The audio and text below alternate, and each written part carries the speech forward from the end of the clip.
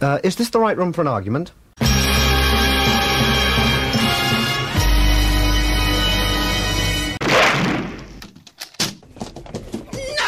one expects. Just the two of us. We can make it if we try. Just the two of us. Just the two of us. Just the two of us. Chaps, we're about. Oh, now. Hello, Brian. Welcome back, mate. Thank you, Ed. Are we on, Trev? Yes, we're on, mate. No, that's my line. Hello, everyone. Are we on? Yes, we're on. I don't know if you might recall this gentleman, actually, that's sitting to my left. You're right. I think it was way back in episode 37, Trev. Can that be right? Can't be possible. That was July of last year. We were sitting in exactly the same spot. I don't know if you'll see a... No, not we. Pardon. I don't know if you'll recall, but we were sitting exactly the same spot, and we tried a couple of very strange beers, actually. One was dreadful. No, it wasn't. It was different. That was different. There was one we tried that was absolutely awful. Was it the Swedish one? It was in a tin. That's right, the Swedish one. Right. That was the Swedish Stockholm one. Festival. You're not to like that one. That was fine. Okay. Anyway, as you can probably tell, we are related, aren't we? We are. Yeah. This being my father, this is me in about 2 weeks, I think, if we carry on drinking the same way we're going at the moment. So what we've done is I've grabbed a bottle of beer. Obviously, as you may have recalled if you watched the last episode. In fact, Trevor, I wonder if can you throw out the link to the old episodes? We did a couple, didn't we? Two. Two. So you can check those out. But the backstory behind this whole thing is that my father has gone and lived in France. You live in France now, don't you? I do. He's gone all whiny. And I'm not. He does moan a lot. I've noticed that. Yeah, he does, doesn't he? And he basically just drinks wine all the time now. And I'm trying to sort of like drag him back to the proper side of the fence by introducing him to various types of and styles of beer. And today this is Today this is the beer that we're going to be trying. Just actually fresh out of the post office. Can you see that, Trev? Do they make it in the post office? No, they don't. No, I collected it from the post office. Okay. I'll tell you a story about this beer, though, because it's a very, very interesting one. You got that, Trev? This is a beer called St Eriks, and it's the 80 shillings. Okay. Yes. And it's from a young lady called Jessic Heidrich. Now, we've done a lot of Jessica's beers on this blog. She is what's called a flying brewer. Basically, she goes into breweries and she brews her beers and then she runs away again. And the beers that we've had to date, well, I don't know how many we had now, Trev, but we must have had like sort of 5 or 6 of them. Have been, really, really solid beers. Some of them actually really, really tasty. The first one, the Pilsner, I always keep sort of referring back to that one. I think that's a great beer. And do you remember that Pompona Porter? The one with a lot of sort of vanilla sort of flavour. Oh, yeah. That was also extremely good. I think that was 3.8. I think that's the highest one rated so far. So I've got high hopes for this. Now, this is a 80 shillings. Do you know what that is? Do you know what it is? Yes. What is it? Well, it's something to do with tax. Absolutely correct. Basically, 80 shillings is a style of beer from Scotland. And what are you doing? Well, I'm having a drink. That's what it's for, this programme, isn't it?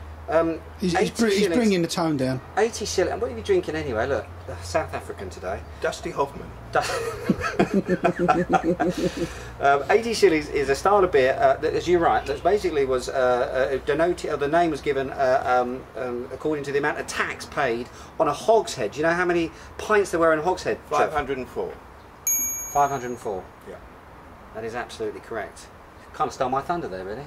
Anyway, so what we're going to do, we're going to try this beer. As I say, it's not available in the Systembolaget. It is going to be supplied to, I think, restaurants and pubs around the country. I think there's a little sort of whiff of a rumour that it might go into the bestellings. Oh, bloody hell. Please concentrate. Hang on a minute. Yeah, sorry, I'm trying to tell everyone about the beer. It's a waste, though, isn't it? Look, that's yours. You can have that bit. And it might actually get into the bestellings assortment of the Systembolaget, but it's not there yet. Okay, so that's the beer. Look at the mess I've made. Look, straight away. It's you know. You put me off. So here's the beer. Now, what is this? Is a Scotch ale in effect. It's 80 shillings. Donated quite a strong beer. Well, they had different shillings. Different. I mean, same 50 shilling. Yeah, 40 shillings, 40, 60, 70, 90, I think. And the more tax you paid, of course, the stronger the beer. What country are you talking about? Scotland. Shillings? Okay. Oh, this is back in the day. Right. This is like before Brewdog. It's that far back. But basically, this is obviously the more BB, the more the more shillings, the higher the sort of the currency, the stronger the beer. So the butchers at the this colour. was Hold up a pretty bit. much exported strength, and quite right too. 5.7%. What is a Scotch ale? Basically malt based.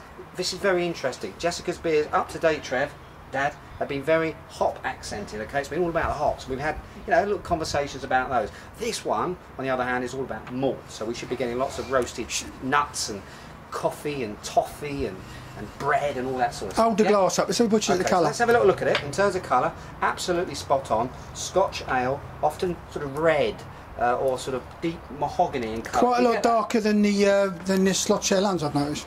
Absolutely, no, absolutely it is. And this lovely, lovely coloured head. Hey, you're not supposed to drink it yet. You've got to sniff it and all that sort of stuff. Lovely sort of colour head. You're doing things out of order, Brian. You're messing it all up now. Quite sticky. It's Man, I don't want any something now. Yeah, I don't know where your head's gone. Look at that. You must have obviously been eating cheese again this morning for breakfast. But anyway, look, lovely, lovely sort of look to the thing. Shall we just give it a whirl? Okay. Okay, that's what you have to do, like this. Is that- Do it that way if you like. Oh, yeah. You can put it on the table like that if you want to cheat. Yeah, but he lives in France now. They spin the other way, don't they? No, this You're is doing it? listen. This is the northern hemisphere goes this way. Oh, is it? Is that how it works? Is it? Okay, now give it a smell It's quite right, actually. and tell me what you smell. Well, you're absolutely right. It's quite a heavy sort of chocolatey, nutty, toffee, Yeah. but there's not a lot of it, is it? No, but you'll finish the bottle after this. Okay. We just do a little bit here. Absolutely bang on to form. You've got some lovely toffee, coffee. I would say a little bit syrupy, sort of, you know, syrupy. It's quite sweet. Yeah, It's quite sweet. quite sweet. Bready, figgy sort of smell to it. Lots of like dark fruit and that sort of thing in there. Absolutely flat. Yours has gone absolutely flat, hasn't it? Let's have a look.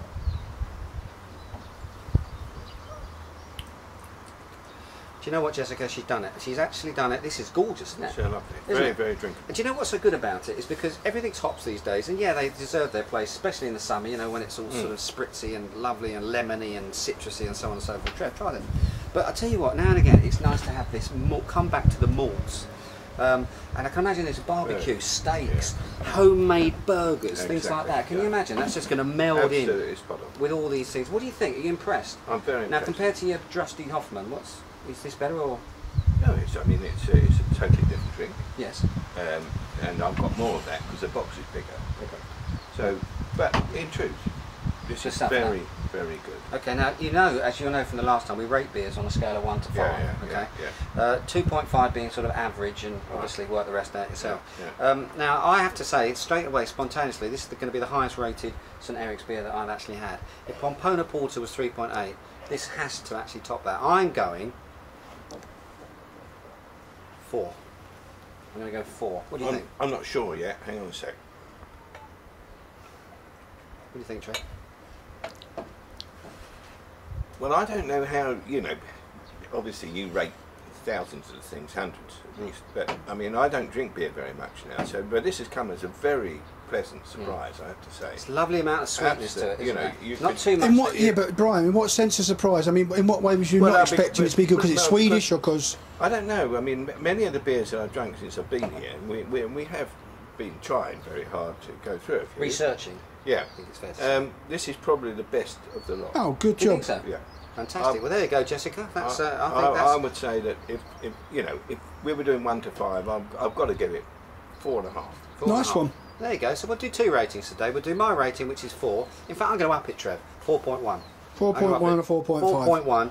And we're going to have Mr. Patman Senior going 4.5. I could actually drink a lot of this. Well, it just so happens I've got another bottle in the fridge. Well, I'm very glad. Okay. Well, I think on that good note, then I think we'll say cheers and beers, don't you? Cheers and beers. Yeah. And don't forget to have some wine.